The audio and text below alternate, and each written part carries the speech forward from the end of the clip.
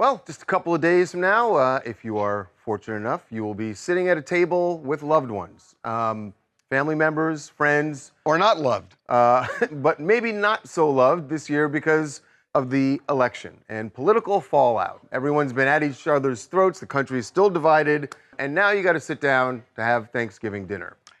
And now there was a professor from Yale, a psychiatrist, Dr. Amanda Calhoun, who said, this is crazy, said, you have every right and should shun relatives who voted for Trump, especially if you're LGBTQ, because they're not with you because they voted for Trump. That's nuts.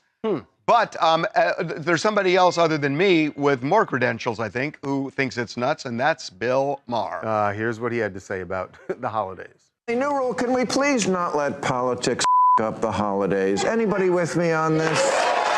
The chief psychiatric resident at Yale University, Amanda Calhoun, recently told Joy Reid it's okay to cut off family members if they voted for Trump and tell them, I'm not going to be around you this holiday. You know who I really wouldn't want to have Thanksgiving dinner with? This overly educated, i.e. extremely stupid, ivory tower academic. But I would. Because if we ever want this nation to heal, this is what we have to do. Force ourselves to reach out and find out why someone feels the way they do and make the choices they make without prejudging them a monster. And they must do the same for you. There's no way he'd accept the invitation from Amanda Calhoun. I mean, That was a little harsh calling her an overly educated idiot. I don't know. I think it's dead on. I think it's dead on. So how can you, if you don't want to take Bill Maher's advice, we brought in an actual, someone who is trained and has credentials in this field, a psychiatrist. Dr. Mirhom is joining us for a little holiday advice. Dr. Mirhom, welcome to TMZ Live. Thank you so much for having me. We so appreciate it. And I have to say, the overlay to all of this is your professor at Columbia, which has had a lot of divisiveness there.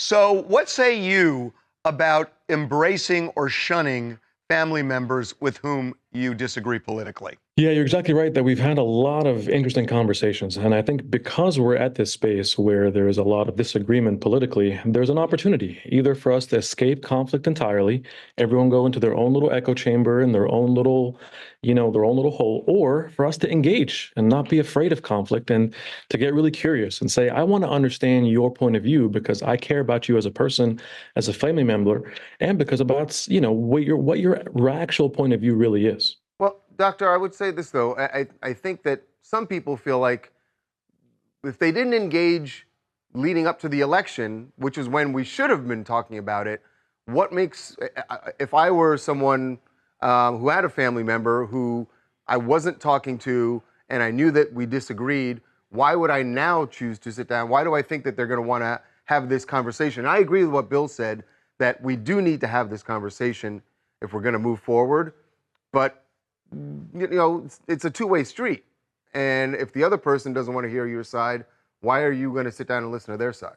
That's a good point. But I would say this is sort of like we were at a place where we were debating actively and seeing who's going to be the new coach of the team, who's going to pick out the plays for our offense. But now we got to regroup and say we're on the same team in the sense that we're all rooting for America to succeed. We're all rooting for the country to do well.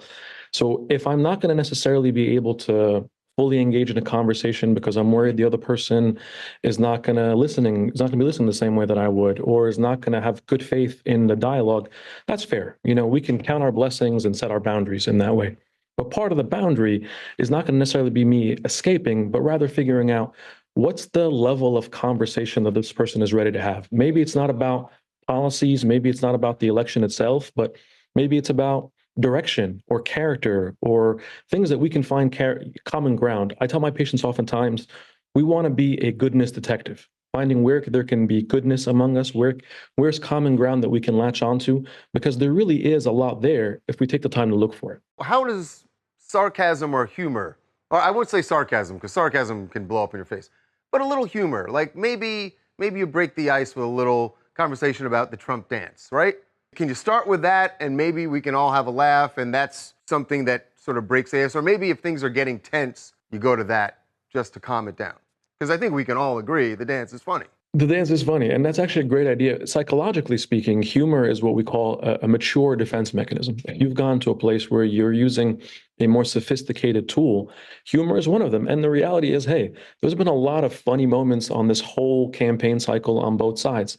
So for us to be able to say, listen, we at the dinner table on Thanksgiving, nobody's running for office. This is not a campaign rally. This is not, none of us are the head of state departments or so on, where we could kind of throw in a little humor, a little joke here and there. One of the tools I give to patients too is if you can make that joke sort of self-directed, not making fun of the other person or making fun of a situation or making fun of something external.